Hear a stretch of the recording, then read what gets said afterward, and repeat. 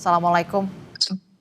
Selamat pagi. Waalaikumsalam, selamat pagi. Iya, saya ingin tanya dulu ke Bu Dina. Bu Dina, kalau kita lihat kan, Trump sudah secara gamblang melakukan, menuliskan begitu ya di media sosialnya bahwa akan memberhentikan sementara selama lima hari untuk tidak menyerang Iran begitu. Apa yang kemudian ingin disampaikan kepada dunia terkait dengan tulisan Trump ini dan bagaimana pula kemudian negara Iran menanggapinya soal ini karena Trump mengklaim saat ini tengah melakukan komunikasi yang cukup intens dan bagus serta baik dengan negara Iran. Iya, baik. Terima kasih Mbak Adisti. Kalau kita lihat, Trump ini kan memberikan pernyataannya bahwa dia menunda sampai 5 hari dan mengklaim sedang ada perundingan itu di Senin pagi ya. Dan kemudian dengan cepat harga saham di Wall Street naik, kemudian harga minyak juga sempat turun. Tapi nggak lama kemudian kan Iran memang sudah langsung ya memberikan pernyataan sama sekali tidak ada pembicaraan baik langsung maupun tidak langsung terkait negosiasi atau apapun itu dengan Amerika Serikat. Dan mereka tetap menyatakan akan terus melakukan perlawanan. Artinya dari sini saya melihat bahwa upaya Trump dengan memberikan tweet soal adanya perundingan itu tak lebih dari upaya untuk memperbaiki atau menurunkan ketegangan di bidang ekonomi ya. Karena kita lihat minyak juga harganya terus naik, harga saham turun. Nah, sekarang dengan pernyataan ini kelihatan ada perubahan meskipun kemudian akhirnya ketika Iran menjawab bahwa sama sekali tidak ada upaya atau sama sekali tidak ada perundingan ya ini artinya pasar kemudian bergolak lagi. Saya pikir memang Trump dalam keadaan betul-betul terjepit ya dari sisi ekonomi karena banyak sekali yang dirugikan dari perang ini. Oke, jadi Anda melihat pernyataan Trump ini di media sosial karena memang posisi Trump ini saat ini tengah terdesak begitu karena memang harga minyak dunia yang kemarin sempat melambung tinggi, naik tinggi begitu dan juga bahkan Trump sendiri sempat mengultimatum untuk Iran dalam waktu 48 jam agar segera membuka Selat Hormuz. Begitu, Bu Dina? Iya, betul sekali, setuju. Oke, saya ke Pak Stanis. Pak Stanis, dari kacamata Anda sebagai pengamat intelijen dan juga keamanan, strategi apa yang saat ini tengah dijalankan oleh Amerika Serikat bersama dengan Israel? Apakah Anda setuju ini merupakan strategi atau taktik yang dilakukan oleh Amerika Serikat untuk kemudian bisa menghijaukan market ataupun bursa? Karena kemarin kita melihat ini merupakan ada dampak buruk dari harga minyak dunia naik signifikan khususnya juga di Amerika Serikat. Ya, sejak awal kan Trump menyatakan bahwa perang akan berlangsung sekitar 4 minggu. Jadi ini kan bukan hanya sekedar masalah waktu, tapi ini sebenarnya masalah resource juga. Ketersediaan senjata, kemudian kemampuan personil dan lain-lain ini sekitar 4 minggu. Nah, saya sejak awal meyakini bahwa perang itu akan selesai bukan karena adu senjata, tapi perang akan selesai karena tekanan yang lain. Ada dua tekanan kemungkinan, tekanan ekonomi dan tekanan politik. Kita lihat di dalam negeri Trump juga tidak mendapatkan banyak dukungan sebenarnya, tidak full dukungan dari warga negaranya atau dari Kongres atau dari pemerintah. Kemudian dari aspek ekonomi, sebenarnya banyak juga pengusaha-pengusaha Amerika yang investasi di Timur Tengah dan ini tentu sangat terganggu dengan situasi ini dan saya yakin mereka akan melakukan tekanan-tekanan kepada Trump untuk mengakhiri. Dan kita melihat dalam 24 jam terakhir ya, labil kita lihat bahwa setelah mengancam akan melakukan serangan, tiba-tiba sekarang mengatakan bahwa terjadi perundingan ini adalah suatu bukti bahwa terjadi krisis. Sebenarnya terjadi krisis karena ada perbedaan pernyataan yang sangat signifikan. Ini berarti terjadi sesuatu di dalam kabinetnya Trump atau dalam keputusannya Trump. Jadi saya melihat bahwa Amerika ada tekanan besar sehingga ada perbedaan keputusan dalam waktu yang sangat singkat. Ini ada tekanan yang sangat kuat, saya lihat.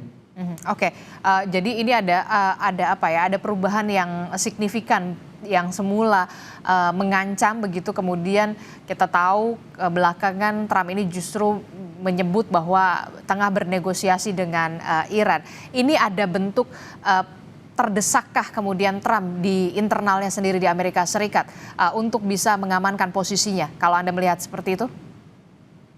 Ya, saya lihat juga mereka salah mengancam ya mungkin ya, karena Iran itu bukan suatu negara yang mudah diancam kemudian akan takluk ya. Iran sudah puluhan tahun mengalami ancaman, berhadapan dengan ancaman dan mereka mampu menghadapi itu secara mandiri sehingga ketika diancam-ancam lagi oleh Trump bagi mereka udah biasa, mereka akan anggapi itu. Justru saya lihat ketika nanti Amerika melaksanakan ancamannya, ini justru akan menjadi kerugian sangat besar bagi Amerika dan bagi dunia. Dan Iran udah siap dengan hal itu. Mereka sudah menyiapkan ranjau di lautnya, di Selat Hormuz. Mereka sudah menyiapkan drone bawah laut. Mereka sudah siap dengan ancaman itu sebenarnya. Makanya saya lihat ketika Amerika melihat bahwa Iran siap dengan ancamannya, maka dia mengubah strategi dengan soft diplomasi, walaupun itu tidak secara terbuka dikatakan dengan siapa. Saya melihat bahwa itu ada di balik layar karena itu juga dibantah oleh Iran. Oke, apakah Anda melihat juga tidak terlibatnya atau tidak enggannya negara-negara sekutu membantu Amerika Serikat untuk membuka Selat Hormuz juga menjadi turut berpengaruh karena banyak juga negara sekutu, NATO juga dan negara-negara lainnya yang kita tahu berada di belakang Amerika Serikat tidak ingin juga terlibat untuk membuka Selat Hormuz. Bagaimana Anda melihat ini? Ya, negara NATO tentu sangat hati-hati ketika terlibat dengan situasi ini karena negara-negara NATO itu berada dalam jangkauan rudal Iran. Berbeda dengan Amerika yang mungkin sangat jauh wilayahnya akan tidak terjangkau dengan rudal Iran. Jadi mereka kan berpikir-pikir ya Amerika mengajak negara-negara ini untuk menambah kekuatan, tetapi akan menciptakan ancaman baru bagi negara-negara NATO tersebut. Mereka pasti akan mewaspadai bahwa Iran tentu tidak akan main-main. Ketika ada negara yang membantu Amerika, dia juga akan melakukan serangan-serangan pada negara itu. Oke, saya ke Budina. Budina, ini kan kalau kita lihat Iran ini kan dalam posisinya standby ya. Kalau tidak diserang ya dia tidak akan menyerang balik begitu ya, Budina. Nah, merespon dari pernyataan Trump ini itu artinya Anda melihat adakah kemudian secerca harapan perang ini akan berakhir secara cepat? Ya, begini, kalau pihak Iran saya pikir sudah berkali-kali ya, ini pemerintah Iran, Menlunya dan para pejabat IRGC itu mengatakan yang mereka inginkan adalah penghentian perang, bukan gencatan senjata. Kalau gencatan senjata, kemudian ada penghentian perang secara sementara dan kemudian nanti pasti akan ada serangan lagi. Jadi tidak ada jaminan keamanan untuk Iran, karena itu yang diinginkan Iran adalah penghentian perang dan jaminan keamanan 100%. Artinya apa? Jaminan keamanan 100% artinya tidak boleh lagi ada tentara Amerika Serikat di kawasan. Itu yang diinginkan oleh Iran. Nah, mungkin pertanyaannya apakah mungkin Amerika Serikat mau keluar dari kawasan? Kalau kita lihat sejarah sangat mungkin Amerika menarik pasukan ketika memang sudah melihat perangnya tidak mungkin dilanjutkan lagi karena biaya yang sangat besar, korban yang sangat banyak dan tekanan dalam negeri yang sangat besar. Misalnya Afghanistan sudah 20 tahun Amerika Serikat menduduki Afghanistan dan menghabiskan sangat banyak uang untuk berusaha menciptakan kestabilan di Afghanistan, akhirnya kan keluar. Kemudian Irak 2003 sampai 2011 Amerika Serikat menduduki sedemikian lama tapi juga akhirnya keluar juga. Vietnam kalau kita mundur lagi ke belakang kita lihat bagaimana juga Amerika akhirnya keluar padahal Amerika dikenal sebagai dikdaya militer. Ini yang sepertinya sedang ditargetkan oleh Iran dan dia sangat dan negara ini sangat percaya diri ya dengan kemampuan militernya karena juga yang dilakukan Iran tidak sebatas hanya tekanan militer tapi juga ekonomi. Artinya memanfaatkan banyak variabel yang memungkinkan dia bisa mencapai tujuannya yaitu mengusir Amerika Serikat keluar dari kawasan Timur Tengah. Oke, apakah Anda melihat ini merupakan tanda juga bahwa memang kekuatan militer Amerika Serikat juga cenderung melemah dan akhirnya nanti dengan perjalanan waktu Amerika Serikat menarik pasukan mereka di negara-negara Teluk. Anda melihatnya potensinya apakah akan seperti itu karena memang banyak tekanan dari internal sendiri dari Amerika Serikat, warganya, termasuk juga krisis yang saat ini menghantui negara Amerika Serikat? Iya, kalau dari sisi ekonomi sudah jelas ya, kita tadi juga sudah bahas betapa memang ada tekanan ekonomi, itu satu variabel. Kemudian variabel lainnya mengenai ketersediaan amunisi. Amerika Serikat sejak awal tidak menyangka atau tidak memperkirakan bahwa perang ini bisa berlarut-larut seperti ini, karena memang plan A-nya adalah ini ya 48 sampai 72 jam saja, mengira dengan membunuh Ayatullah Khamenei, pemimpin tertinggi Iran, pada hari pertama, pada serangan pertama itu bangunan pemerintahan Iran di bawahnya langsung runtuh. Tapi kan ternyata tidak. Justru hanya dalam 2,5 jam setelah serangan pertama, Iran langsung memberikan balasan. Dan itu berlanjut sampai hari ini, dan banyak sekali pihak dari dalam Amerika Serikat sendiri menyatakan Amerika Serikat sudah kekurangan amunisi. Sudah, kalau ini berlanjut, dia memang nggak ada senjata lagi. Bahkan kemudian ada ini ya, penangkal ya semacam interseptor yang diambil dari Asia dibawa ke Timur Tengah. Dari faktor-faktor ini kita melihat bahwa ya memang pilihannya sangat sempit buat Trump. Saat ini saya pikir yang dilakukan Trump itu adalah bagaimana upaya untuk bisa keluar, tapi juga tetap menjaga wajahnya gitu ya. Artinya tidak menyatakan kekalahan dengan frontal, tapi akhirnya keluar. Ketika Amerika Serikat keluar dari Afghanistan kan juga tidak menyatakan kalah ya, tapi ya sudah keluar saja. Saya pikir kemungkinannya besar dengan situasi yang saat ini, apalagi tadi sudah disampaikan bahwa banyak sekutu-sekutu Amerika Serikat yang merasa terbebani sangat berat ya oleh situasi yang ada. Kalau berlarut-larut, semua akan merasakan dampak yang besar, sehingga ya tekanan terhadap Amerika itu datang dari berbagai sisi, internal maupun eksternal. Oke, saya ke Pak Stanis. Pak Stanis, Anda setuju ini merupakan bukti bahwa Amerika Serikat, kekuatan militer Amerika Serikat ini sudah perlahan melemah begitu, amunisinya sudah mulai berkurang begitu ya, karena memang harga minyak juga semakin tinggi begitu di Amerika Serikat sendiri, termasuk juga nantinya dengan berjalannya waktu Amerika Serikat akan menarik pasukan mereka. Ya, saya kira Amerika Serikat agak gegabah, ceroboh ketika merencanakan perang dengan Iran ini. Mereka terlena dengan serangan ke Venezuela yang 1 hari selesai itu. Iran karakteristiknya beda. Ketika Amerika membunuh pemimpinnya, Iran bukan semakin lemah, tapi justru malah mereka mempunyai kekuatan untuk membalas, sehingga tidak makin lemah. Tapi saya setuju dengan Budina, justru mereka melancarkan balasan-balasan yang sangat kuat gitu loh. Nah, hitung-hitungan senjata memang banyak pakar yang mengatakan hanya cukup untuk 4 minggu. Makanya Trump mengatakan perang akan berlangsung selama 4 minggu. Nah, ketika dalam minggu ketiga tidak ada tanda-tanda kekalahan dari Iran, sementara tekanan politik semakin kuat, tekanan ekonomi semakin kuat, maka Amerika harus menggunakan perang lain, cara lain, bukan perang senjata, tapi mungkin pushprop namanya, perang saraf propaganda. Ini sudah dilakukan. Tetapi pushprop, Iran lebih menang. Karena dia menguasai Selat Hormuz yang itu menjadi salah satu titik pusat jalur transportasi perdagangan dunia. Jadi pushprop itu perlawanan tidak hanya dengan senjata, tapi dengan faktor lain, ekonomi misalnya. Dan Iran memenangkan ini.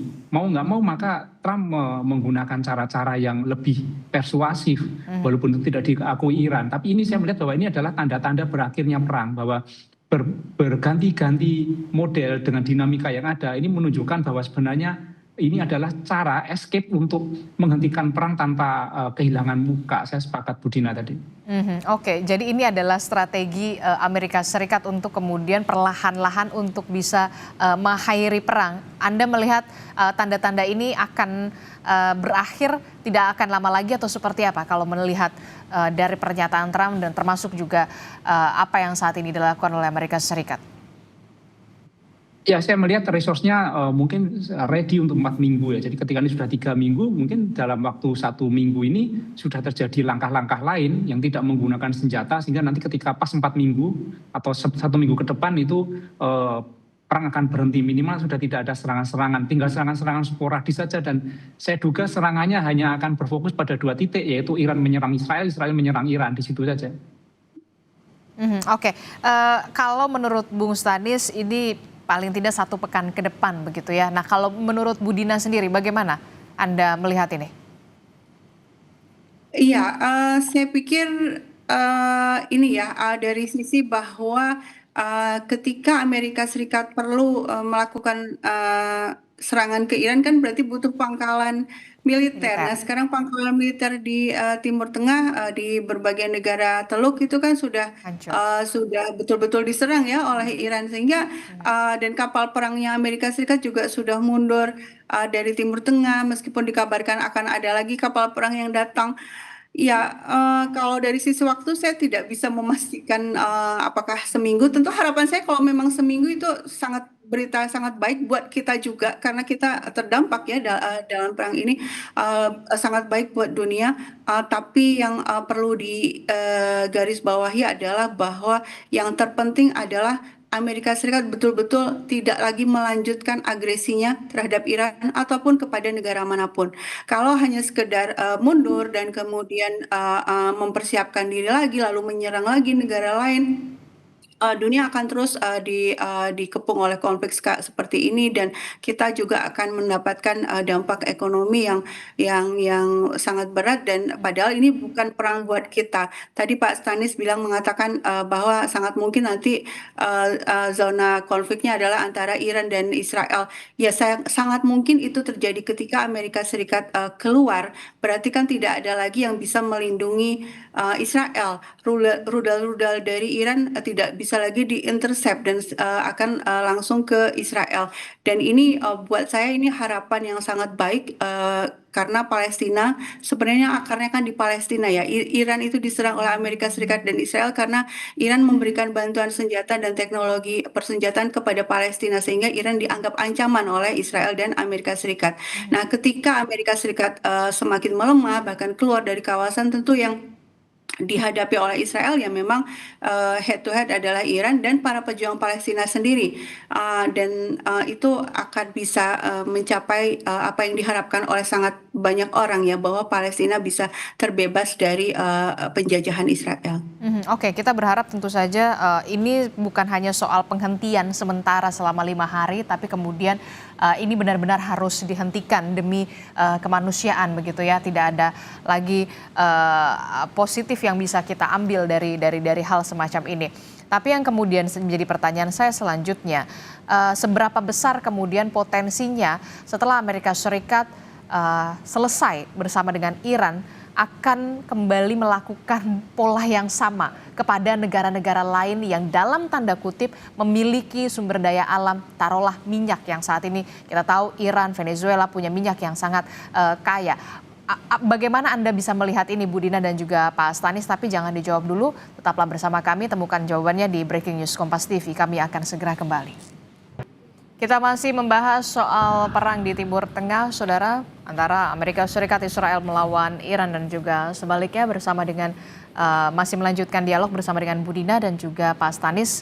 Bu Dina dan juga Pak Stanis masih bergabung bersama kami dalam Breaking News Kompas TV. Melanjutkan pertanyaan saya, ketika kemudian Trump mulai melunak dan menghentikan sementara agresi kepada Iran selama 5 hari, tentu kita berharap pastinya agresi ini akan selamanya tidak akan terjadi lagi begitu ya kepada Iran. Tapi yang menjadi pertanyaan adalah begini, seberapa besar kemudian ketika Amerika Serikat, Israel sudah selesai dengan Iran, seberapa besar potensi kemudian Amerika Serikat bisa kemudian membidik negara lain yang punya sumber daya dalam tanda kutip kaya minyak setelah Venezuela, kemudian ada juga Iran. Bagaimana Anda melihat ini, Bung Stanis dan juga Bu Dina? Kayak saya ke Bu Dina dulu, Bu Dina. Baik ya, kita bicara soal pasca perang ini. Sementara perangnya kan masih berlanjut ya. Kalau saya justru memperkirakan bahwa ketika kita melihat bagaimana sekarang di Irak saja itu rakyatnya sudah ini bangkit ya untuk berusaha mengusir Amerika Serikat keluar dari kawasan. Sebenarnya beberapa tahun yang lalu parlemen Irak juga sudah menyatakan mereka tidak butuh lagi ada tentara Amerika Serikat di Irak dan tentara Amerika Serikat mengklaim membantu Irak datang lagi ya di 2014 datang lagi membantu Irak untuk melawan ISIS, tapi kan sekarang pemerintah Irak sudah merasa bisa mengatasi ini sehingga harusnya Amerika Serikat keluar, tapi kan Amerika tidak mau keluar dan sekarang kedutaan besarnya akhirnya diserang oleh milisi-milisi di Irak. Dan kemudian di negara-negara lain juga terlihat bagaimana Amerika Serikat ini dalam kondisi terdesak. Sehingga menurut saya uh, ketika akhirnya perang ini selesai dengan skenario yang tadi sudah kita bahas bahwa Amerika Serikat keluar dari kawasan, pada saat itu powernya Amerika sudah betul-betul uh, ya bisa dikatakan habis, dia tidak punya kekuatan lagi untuk melakukan serangan ke negara-negara lain. Hmm. Artinya pada saat yang sama jika itu betul skenario itu betul-betul terjadi Amerika keluar berarti pada saat yang sama itu juga secara ekonomi Amerika juga mengalami tekanan yang sangat besar juga mengalami resesi. Artinya dia sudah nggak punya energi lagi untuk melakukan serangan ke negara-negara lain. Dan saya pikir saat ini meskipun tadi juga sudah disampaikan bahwa negara-negara ada 22 negara-negara berusaha mau membantu Amerika untuk membuka Selat Hormuz itu juga secara teknis saya pikir sulit untuk diimplementasikan karena masalah geografis ya. Dengan cara apa mereka mau membuka Selat Hormuz itu apa dari sisi ukuran, dari sisi kapal seperti apa yang bisa lewat itu sulit buat mereka. Dan kalau mereka melakukan serangan udara, melakukan mengirim rudal, akhirnya artinya mereka juga menjadi target juga bagi Iran gitu ya, menjadi target yang sah untuk Iran untuk melakukan serangan ke negara yang melakukan serangan ke Iran ini. Nah, artinya mereka juga menghadapkan diri pada resiko yang sangat besar. Sehingga saya pikir pasca Iran atau pasca perang ini justru yang terjadi adalah dunia yang lebih damai ya, karena tidak ada lagi Amerika Serikat yang mampu bersikap semaunya untuk menundukkan negara lain baik itu dengan bujukan maupun dengan kekerasan. Kalau dari perspektif Bung Stani seperti apa kalau melihat pola dari Trump ini? Ya, Trump memang labil dan kemudian dia juga sangat agresif. Tapi Trump lupa bahwa tidak semua entitas bisa diperlakukan seenaknya seperti mungkin Venezuela itu. Kita lihat bahwa Iran adalah negara yang sangat kuat.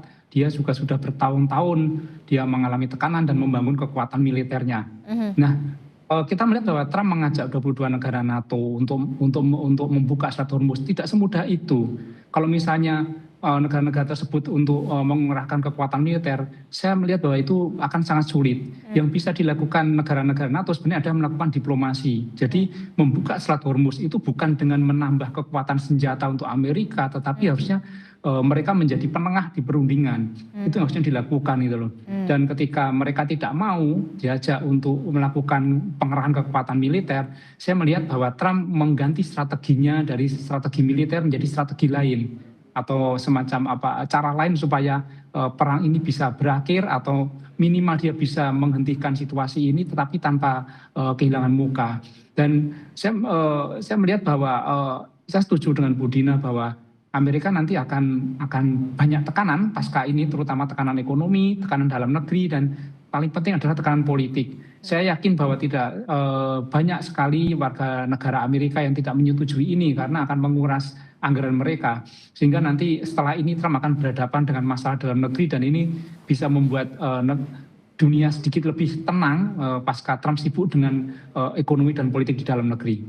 Oke, nah ini kan kalau kita lihat ya, Benyamin Netanyahu mengatakan penutupan Selat Hormuz merupakan bukti bahwa kemudian Iran ini jadi ancaman bagi dunia. Dan Netanyahu mengajak negara-negara di dunia untuk membantu Israel dan juga Amerika Serikat untuk kemudian bergabung melawan Iran. Nah, kemudian ini juga ditolak bersama dengan negara-negara sekutu. Apakah ini jadi momentum diplomasi untuk perdamaian bisa segera dibuka? Kalau menurut Bu Dina dan juga Pak Astani seperti apa? Saya ke Bu Dina dulu. Baik, kalau kita kembali ke Netanyahu ya, dia sejak 90-an itu berulang kali mengatakan bahwa Iran 2 minggu lagi punya senjata nuklir, Iran seminggu lagi punya senjata nuklir. Sampai hari ini terus-menerus disampaikan bahwa Iran adalah negara yang dalam waktu dekat akan membuat bom nuklir. Dan karena itu Iran adalah ancaman bagi dunia dan karena itu Netanyahu selama ini selalu mendorong pemerintah Amerika Serikat untuk menyerang Iran. Dan hanya Trump yang kemudian mau jatuh ke jebakan Israel ini ya, yaitu mau menyerang Iran demi membantu Israel. Ya, tapi saya pikir dunia sudah ini ya sudah sangat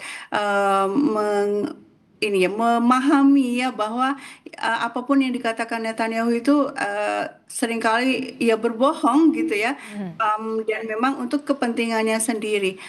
Israel sebenarnya saat ini sudah mengalami kekalahan narasi ya karena propaganda yang selama ini puluhan tahun dia sebarluaskan untuk mendiskreditkan Iran, menyebut bahwa Iran adalah ancaman.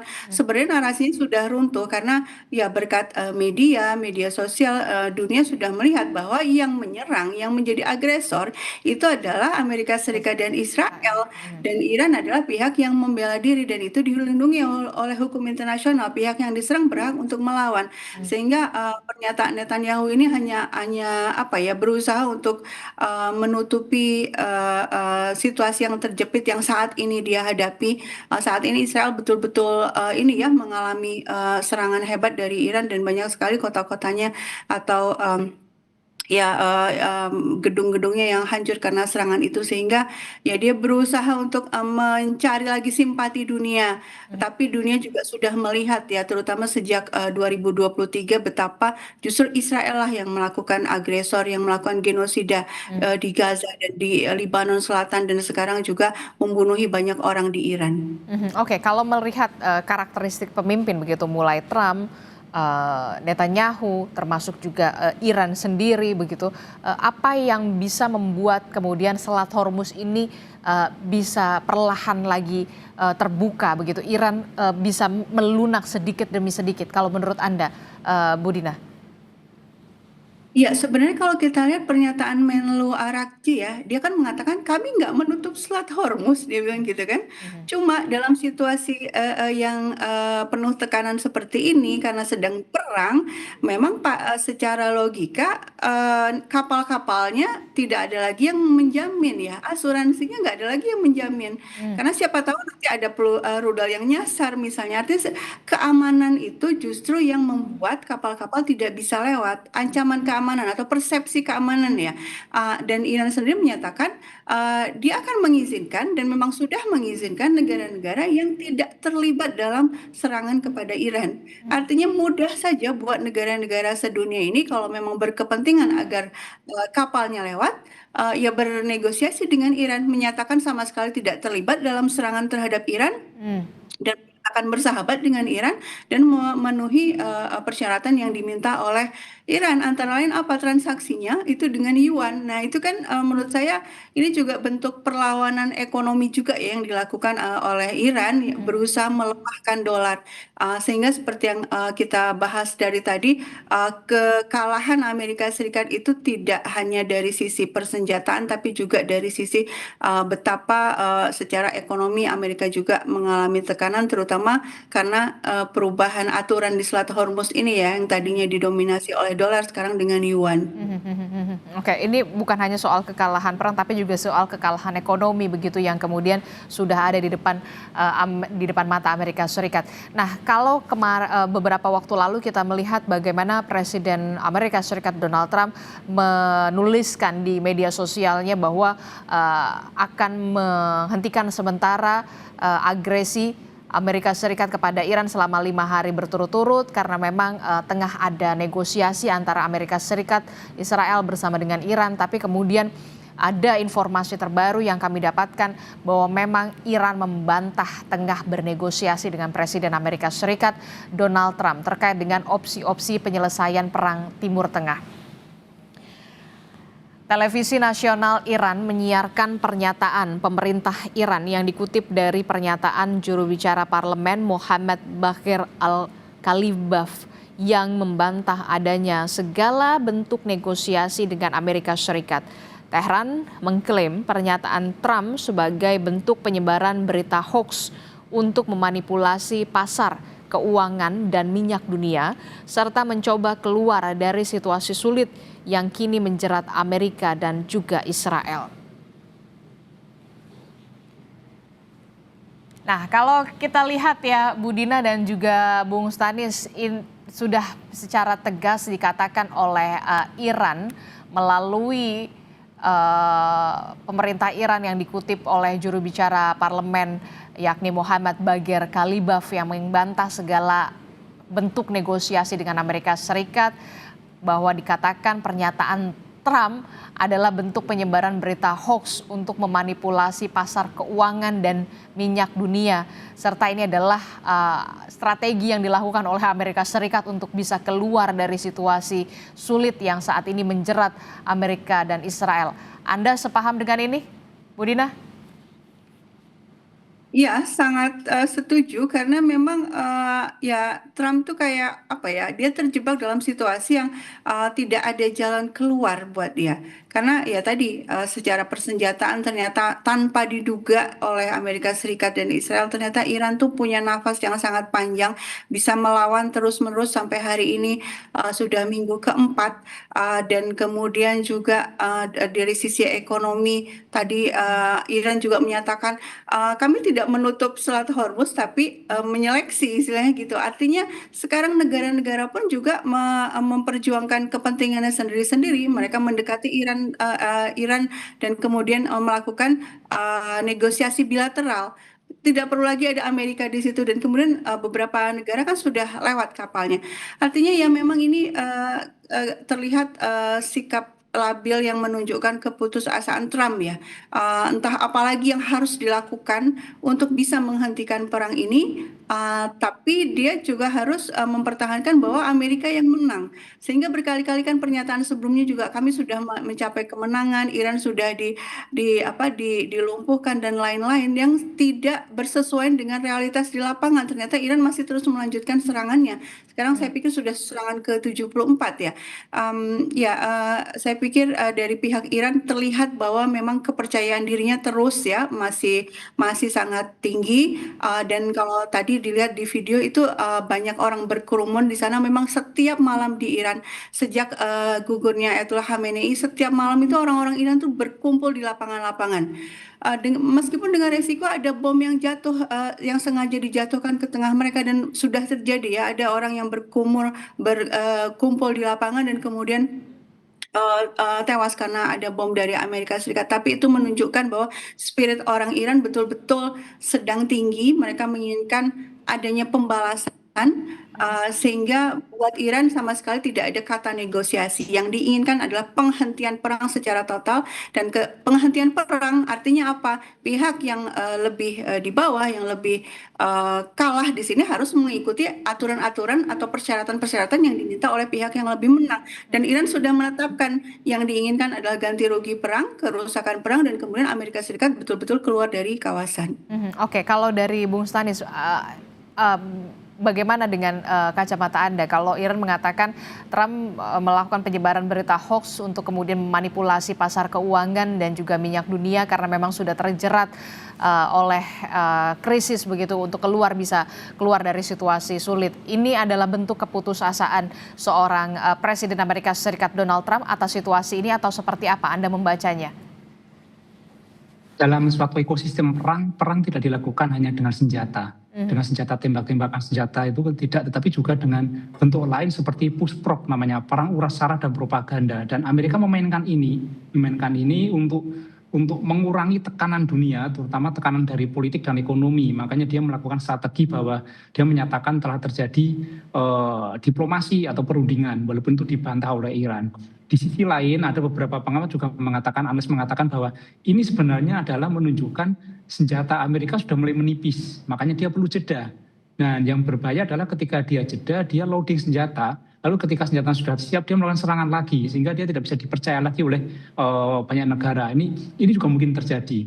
Tapi harapannya adalah ketika dia mengatakan sudah ada perundingan, kemudian ada berhenti, itu seperti yang diinginkan oleh banyak pihak, diinginkan oleh dunia, bahwa perang dihentikan. Bukan hanya sekedar gencatan senjata atau jeda, tetapi dihentikan. Karena kita semua tidak pro Amerika, tidak pro Iran, tidak pro Israel, tapi kita pro pada perdamaian, pro kemanusiaan. Ini harus dihentikan untuk alasan-alasan kemanusiaan dan perdamaian dunia. Ini harus dilakukan, dan saya kira banyak negara mendukung untuk dilakukan ini, dan sedikit sekali yang secara terbuka mengatakan akan mendukung Amerika dan Israel untuk melakukan aksi-aksi perang senjata ke Iran. Saya kira sangat sedikit sekali, mungkin Inggris, tapi pun itu tidak cukup kuat untuk membantu Amerika secara terbuka. Oke, jadi bukan hanya soal perang militer saja, tapi juga ada perang propaganda di kali ini begitu ya di Timur Tengah, dan inilah yang kemudian coba untuk dimainkan dalam tanda kutip begitu ya masing-masing pihak begitu. Nah, apakah ini sudah saatnya untuk bisa ada peran dari negara-negara lain yang bisa mengambil peran dalam tanda kutip ya, bisa mengambil peran untuk melakukan negosiasi atau diplomasi? Menurut Anda ini jadi momentum yang pas atau seperti apa, Bung Stanis? Atau kemudian nanti dulu deh gitu, biarkan Amerika Serikat selesai mereda dulu dengan penghentian sementara, atau seperti apa kalau menurut Anda?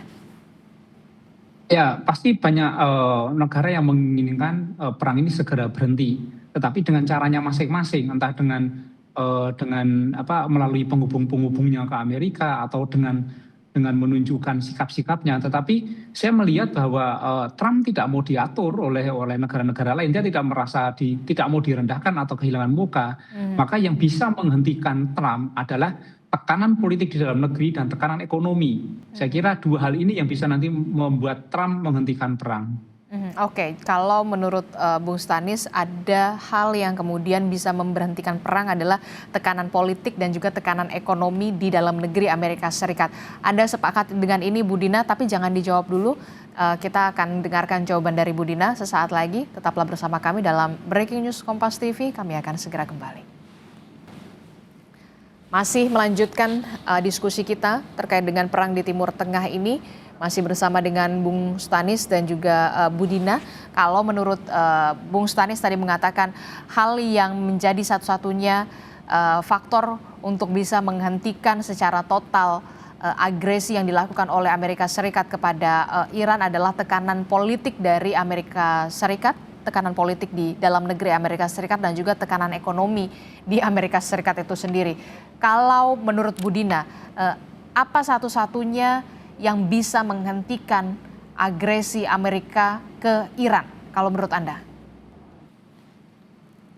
Ya, kalau satu-satunya saya sulit menjawab ya, tapi memang faktor yang tadi disebut Pak Stanis saya setuju sekali ya, itu faktor yang sangat penting, sangat signifikan untuk bisa menghentikan perang ini, yaitu tekanan dari dalam negeri. Cuma saat ini kelihatannya di Kongres itu masih suaranya masih terbelah ya, artinya yang antara setuju perang dengan tidak setuju perang itu sepertinya masih tipis perbedaannya. Tapi seandainya pemerintah Amerika Serikat itu, maksud saya rakyat Amerika Serikat terus-menerus melakukan protes, aksi-aksi demo, saat ini kan juga sedang terjadi dan juga situasi yang semakin sulit yang mereka rasakan, juga dengan keterbukaan informasi yang semakin mereka terima ya, mereka semakin melihat bahwa ternyata APBN mereka itu dipakai untuk membiayai perang yang bukan demi mereka tapi demi Israel. Ya saya pikir ini akan memunculkan gelombang besar di dalam negeri. Sangat mungkin nanti akhirnya anggota Kongres atau Parlemen Amerika Serikat juga bergeser posisinya dan mungkin bahkan sampai melakukan impeachment, dan kalau itu terjadi ya sangat mungkin Amerika Serikat akan menghentikan perang. Tapi itu tidak akan bisa menjadi faktor satu-satunya kalau dari pihak Iran juga tidak melakukan perlawanan. Artinya konsistensi Iran, keberanian Iran untuk melanjutkan perlawanan, untuk melanjutkan pembelaan atas hak-hak mereka, atas tanah air mereka, itu juga peran yang sangat besar. Kalau kita lihat bagaimana Iran terus-menerus menyampaikan informasi keluar maupun ke dalam negeri kepada rakyatnya sendiri bahwa mereka akan terus melawan, bahwa negara akan terus membalaskan kerugian dan nyawa yang sudah dihancurkan oleh Amerika Serikat, itu kan menunjukkan bahwa Iran betul-betul tidak mundur sejengkal pun dalam perang ini dan sama sekali tidak membuka pintu negosiasi, karena yang diinginkan adalah penghentian perang, bukan negosiasi gencatan senjata. Sehingga ya faktor yang bisa menghentikan saya pikir di dua pihak ini, plus satu lagi tentu saja tekanan dari sekutu-sekutu Amerika Serikat sendiri. Oke, jadi seberapa besar faktor tekanan sekutu ini bisa menghentikan betul-betul menghentikan perang kalau menurut Anda, Bu Dina? Ya, cukup besar saya pikir apalagi dari negara-negara teluk ya. Mereka ini kan negara-negara yang membangun ekonominya dengan menciptakan citra atau brand bahwa ini adalah negara yang aman untuk investasi, ini adalah negara yang aman untuk ditinggali, properti-propertinya itu adalah properti yang akan naik terus harganya dan sangat cocok untuk didatangi para turis. Tapi sekarang semua dalam sekejap hancur ya. Citra keamanan yang sudah dibangun puluhan tahun itu sudah hancur. Sehingga buat negara-negara teluk ini sekarang adalah ujian besar. Apakah mereka masih mementingkan kepentingan nasionalnya sendiri, yaitu keamanan, karena tanpa keamanan ekonomi mereka tidak akan berjalan, atau masih merasa takut atau inferior terhadap Amerika Serikat. Nah, ini juga akan sebenarnya mendorong adanya perlawanan di dalam negeri di negara-negara Arab ini. Karena rakyat di sana juga melihat bahwa ini ternyata Amerika Serikat hadir ke negara mereka, pangkalan-pangkalan militer ada di negara mereka ternyata bukan untuk keamanannya mereka, tapi untuk keamanannya Israel. Artinya berhentinya perang itu didukung oleh sangat banyak variabel. Ya, tekanan dari negara teluk itu sangat besar karena biar bagaimanapun pangkalan militer Amerika Serikat ada di negara-negara teluk dan di negara Arab ini ya, termasuk ada di Jordan, di Mesir dan lain-lain. Nah, kalau sudah tidak ada lagi sekutu yang mau menampung pangkalan militer Amerika Serikat, tentu Amerika tidak bisa berbuat apa-apa. Dia tidak bisa lagi melanjutkan kekerasannya di Timur Tengah. Oke, nanti kita akan bahas kembali soal Iran yang kemudian membantah ada negosiasi dengan Trump untuk kemudian bisa menghentikan peperangan ini. Tapi kita akan diskusikan lagi nanti bersama dengan rekan saya Niputu Trisnanda dalam Breaking News Kompas TV. Kami akan segera kembali, jadi tetaplah di Kompas TV, independen terpercaya. Saudara, Anda masih menyaksikan Breaking News Kompas TV bersama saya Niputu Trisnanda. Kita akan perbarui bagaimana situasi perang antara Amerika Serikat, Iran dan juga Israel di Timur Tengah bersama dengan pengamat Timur Tengah Dina Sulaiman dari Universitas Padjadjaran, dan juga masih bergabung bersama kami Stanislaus Rianta, pengamat intelijen dan keamanan dari Universitas Indonesia.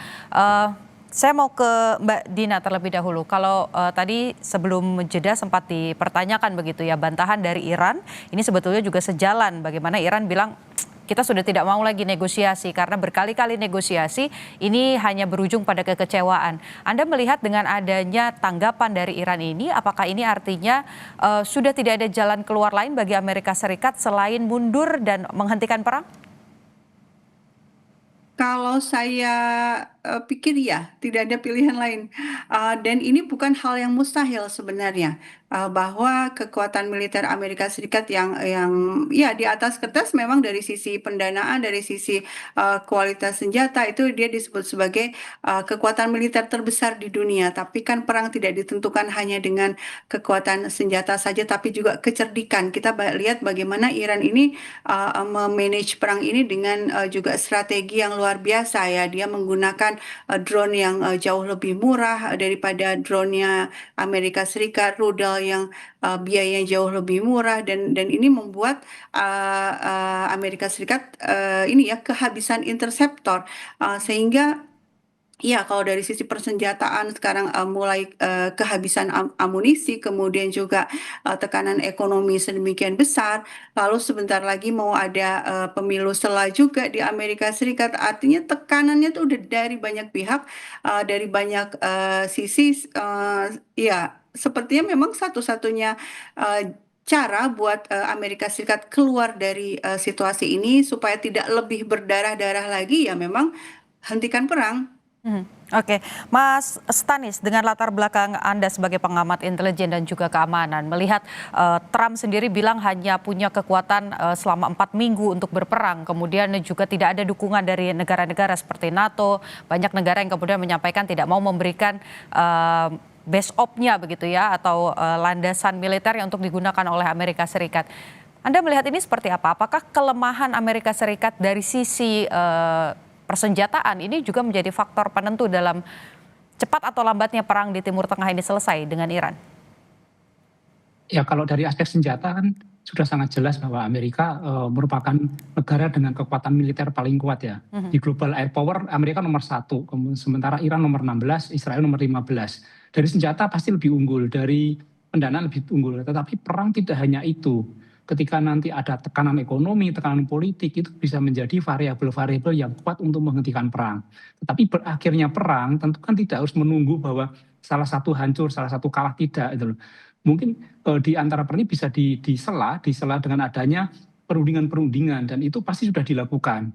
Walaupun Iran mengatakan bantah dan negosiasi, pasti di balik layar ada penghubung-penghubung yang saling menyampaikan keinginan. Itu pasti dilakukan, itu normal di semua perang pasti akan ada seperti itu, dan nampaknya ada arah di situ.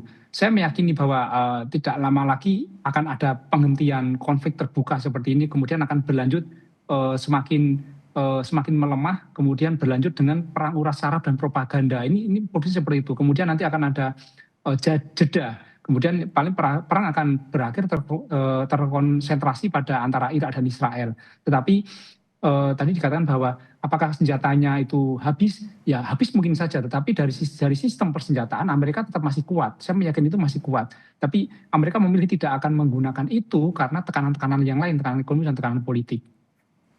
Anda kalau kita bicara soal Amerika Serikat, hubungan atau perjalanan mengenai perang ini bukan kali pertama begitu ya. Dulu juga kalau kita tarik sedikit ke belakang ada Afghanistan yang pada akhirnya Amerika Serikat menarik pasukan, kemudian di Vietnam Amerika juga mundur begitu. Anda melihat apa pola yang kemudian akhirnya bisa menghentikan Amerika Serikat untuk terus menggempur lawan-lawannya khususnya dalam perang Iran ini? Ada pola yang terulangkah di Iran? Saya kira justru situasi di Afghanistan, situasi di Irak dan di Vietnam itu membuat Amerika belajar untuk tidak melakukan serangan darat, tidak mengerahkan pasukan ke Iran, karena jika itu dilakukan maka Iran sudah siap dengan kemenangan. Dia menang menguasai Medan, ini cukup berbahaya itu. Jadi Amerika menggunakan sistem perang dengan senjata jarak jauh dengan menggunakan rudal, peluru kendali. Nah, harapan Amerika adalah dengan menggunakan rudal ini terjadi kekalahan yang telak di Iran, tetapi itu tidak terjadi sehingga dia melakukan serangan sampai 3 minggu ini, tapi belum ada tanda-tanda kekalahan sehingga perlu dilakukan cara lainnya. Terkait situasi sebelumnya seperti di Irak, kemudian di Afghanistan, di Iran, tentu tidak bisa dibandingkan hanya perangnya saja, tapi juga motif-motifnya, karena ancaman atau perang itu terjadi dengan 2 faktor. Satu, intensi niat, yang kedua adalah capability. Nah, ini tentu menjadi 2 hal yang tidak sama antara motif Amerika ke Irak, motif Amerika ke Afghanistan, dan motif Amerika ke Vietnam. Tapi saya melihat bahwa Amerika menghindari adanya pengerahan pasukan di darat, dan Amerika juga nampak ragu-ragu untuk mengerahkan pasukan untuk menguasai Selat Hormuz dengan kekuatan militernya. Tapi itu pasti dengan pertimbangan-pertimbangan yang lebih besar, bukan pertimbangan menang kalah, tapi pertimbangan-pertimbangan besar seperti pertimbangan ekonomi dan politik. Oke, tadi Anda juga menyampaikan bahwa kemungkinan ketika Amerika Serikat ini mundur begitu dari perang antara Israel dan juga Iran, maka kemudian yang mungkin terjadi titik perangnya ini antara Iran dan juga Israel. Di satu sisi kemarin kita tahu pasukan Kurdi ini juga sempat dipersenjatai oleh Amerika Serikat. Apakah Anda melihat bahwa nanti setelah Amerika mundur, maka ini akan juga terlibat begitu perang darat atau perang sipil nantinya di sana? Ya, konflik ini kan sudah lama antara Israel dengan Iran, sudah lama, dan mereka sama-sama kuat di dalam perang ini. Saya lihat konfliknya akan terus terjadi, hanya intensitasnya yang akan berkurang. Intensitasnya akan berkurang, naik turun akan berkurang, tapi permusuhan kedua negara ini kan sudah lama terjadi dan akan sulit untuk didamaikan. Dan beberapa orang mengatakan juga bahwa pertikaian ini memang dipelihara untuk tujuan tertentu. Tapi yang kita sampaikan di sini adalah ya kita tidak pro mereka, tidak pro perang, tidak pro Iran, tidak pro Israel, tapi kita akan mendukung supaya terjadi perdamaian dunia dan menghindari perang, karena ini adalah bencana kemanusiaan itu loh. Dan kita meyakini bahwa Amerika melakukan agresi ke Iran, kemudian Israel melakukan agresi dan Iran juga melakukan serangan-serangan ke Israel, itu punya alasan-alasan sendiri yang masuk akal bagi mereka itu. Tetapi kita tidak menerima itu karena adanya bencana kemanusiaan yang bagi kita itu tidak boleh diabaikan atau tidak boleh dikalahkan oleh kepentingan apapun. Jadi Anda melihat bahwa meskipun Amerika Serikat kemudian menarik diri, ini tidak menghentikan Israel tetap menggempur entah itu Palestina ataupun juga Iran? Ya, mungkin pertikaiannya tetap terpelihara, tetap terjadi, tetapi intensitas serangannya yang mungkin akan naik turun sesuai dengan kondisi, mungkin dengan sesuai dengan kondisi ketersediaan senjata atau mungkin ada isu-isu tertentu. Saya kira seperti itu. Oke, Mbak Dina, tadi disampaikan oleh Mas Tanis bahwa sebetulnya walaupun secara gamblang Iran membantah ada negosiasi begitu dengan Amerika Serikat, tapi pembicaraan di bawah meja ini terjadi. Dengan latar belakang Anda, melihat ini seperti apa? Apakah ini memang negosiasinya antara Amerika Serikat secara langsung begitu, atau melibatkan negara-negara lain? Kita tahu Rusia, Cina ini masih menunggu ya, mengamati di luar apakah mereka yang kemudian menenangkan, atau Anda melihatnya negosiasinya lewat mana? Ya, kalau yang dimaksud negosiasi adalah pembicaraan resmi dan kemudian kedua pihak memberikan syarat-syarat, meminta konsesi dan seterusnya, itu belum ada. Saya meyakini belum ada karena kalau ada tentu sudah yang namanya negosiasi tentu sudah ada kelihatan hitam di atas putihnya gitu ya. Tapi kalau ada lobby-lobby di balik layar, upaya-upaya diplomatik atau back channel diplomasi istilahnya, sangat mungkin itu terjadi karena kan banyak pihak memang sangat berkepentingan perang ini berhenti gitu ya. Negara-negara Arab termasuk Qatar yang sebenarnya dulu itu berhubungan baik dengan Iran ya, ketika Qatar diblokade oleh Arab Saudi. Jadi sesama negara Teluk ini juga pernah juga berseteru satu sama lain. Tapi ketika Qatar itu terjepit di blokade oleh Saudi dan rekan-rekan sesama negara Teluk itu, yang datang membantu adalah Iran gitu, yang menyuplai makanan, menyuplai segala logis yang dibutuhkan Qatar itu Iran. Sehingga secara diplomatik sebenarnya hubungan Iran dan Qatar itu baik, kecuali untuk urusan Amerika ini. Jadi sangat mungkin jika kemudian Qatar mendekati Iran untuk meminta agar tidak melakukan pembalasan terus-menerus, kemudian juga Rusia, Cina juga sangat mungkin meminta Iran agar menghentikan serangan, agar situasi dunia aman-aman saja. Tapi buat Iran adalah yang dia inginkan adalah keamanan dan itu sangat wajar ya. Keamanan yang betul-betul aman. Artinya kalau hanya sebatas negosiasi, kemudian ada gencatan senjata, ya dalam waktu singkat ketika Amerika Serikat sudah bisa memproduksi lagi amunisinya, memproduksi lagi interceptornya, akan menyerang lagi. Karena itu Iran tuh berkali-kali mengatakan para pejabatnya yang mereka inginkan adalah penghentian perang, bukan negosiasi. Jadi berhenti seluruhnya ya Mbak. Tadi sempat juga disinggung bahwa dampak Amerika Serikat mundur dari perang ini tentu akan berdampak pada sisi ekonomi bagi Amerika Serikat sendiri. Anda melihat dengan dalam tanda kutip begitu ya, ketika Amerika Serikat mundur dan kalah dalam perang dalam tanda kutip, apakah Mbak Dina melihat bahwa ini juga mengubah eskalasi terkait dengan paradigma internasional bahwa Amerika Serikat ini tidak terkalahkan, Amerika Serikat ini superpower? Iya, sebenarnya kalau kita lihat perkembangan dunia ya beberapa tahun terakhir, terutama pasca serangan Rusia ke Ukraina, itu kan sebenarnya muncul banyak sekali dibahas mengenai multipolarisme ya, munculnya kekuatan-kekuatan baru. Karena apa? Karena perang Rusia Ukraina itu seolah-olah membuka mata banyak negara yang tadinya inferior terhadap Amerika Serikat, kemudian melihat bahwa ternyata Amerika tidak sekuat itu mampu melindungi negara yang menjadi sekutunya. Amerika Serikat tidak mampu sepenuhnya melindungi Ukraina gitu ya. Dan kemudian setelah itu kita lihat bagaimana bahkan Uni Emirat Arab, bahkan kemudian Saudi itu berani menjual minyaknya dalam yuan gitu. Artinya itu kan sudah terjadi declining power dari Amerika Serikat sendiri. Ditambah lagi situasi hari ini negara-negara Teluk melihat dan bahkan sudah memberikan pernyataan ya, orang-orang dari negara Teluk meskipun bukan pernyataan resmi negara, mempertanyakan ini kenapa kami justru terseret oleh perang yang bukan untuk perlindungan keamanan kami. Artinya kepercayaan terhadap kedikdayaan Amerika Serikat semakin menurun.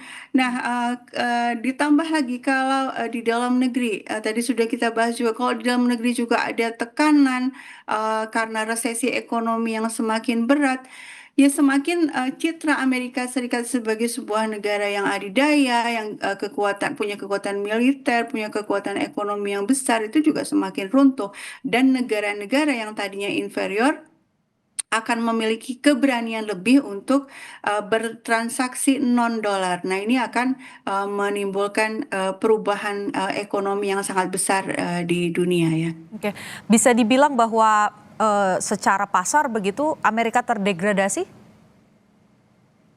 Saya pikir sekarang sudah kelihatan ya bagaimana harga saham di Wall Street jatuh gitu. Meskipun sempat naik lagi ya ketika Trump di Senin pagi mengatakan akan menunda serangan dan kemudian harga minyak juga naik.